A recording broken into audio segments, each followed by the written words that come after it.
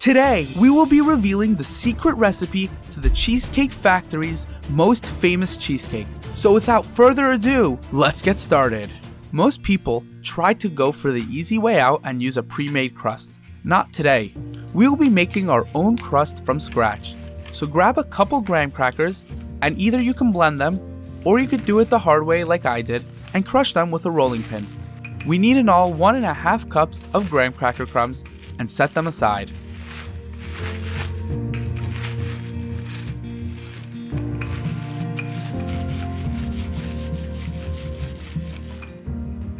Now, in a separate bowl, add a 1/3 cup of unsalted butter and melt it. To that, add your 1.5 cups of graham cracker crumbs and add a 1/4 teaspoon of cinnamon.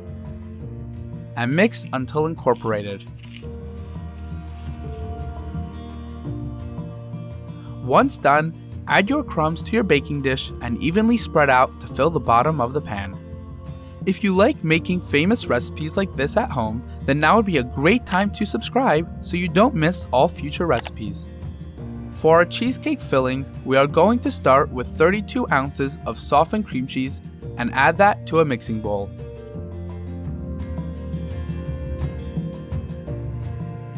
To that, we are going to add 1.25 cups of granulated sugar. After that, we will add a 1/2 cup of sour cream.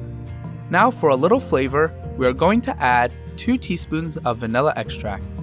Blend until smooth and creamy. Make sure to scrape down the sides so it mixes evenly. If you also love cheesecake, don't forget to leave a like. Now time for our eggs. We are going to use 5 large eggs. So in a separate bowl, we are going to crack in our eggs and whisk them together. Or in this case, use a fork to mix it together.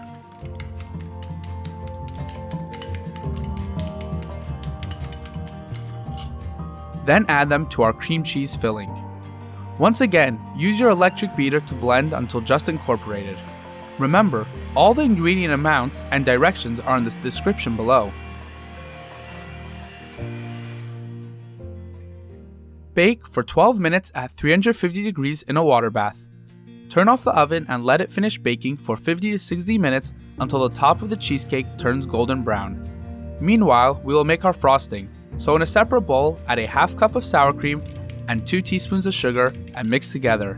Spread your frosting on top of your cheesecake, but give it a little bit of time to cool down so that it doesn't melt your frosting. If you enjoyed this video, I'm sure you would also like the video that just popped up on the left of your screen. Enjoy!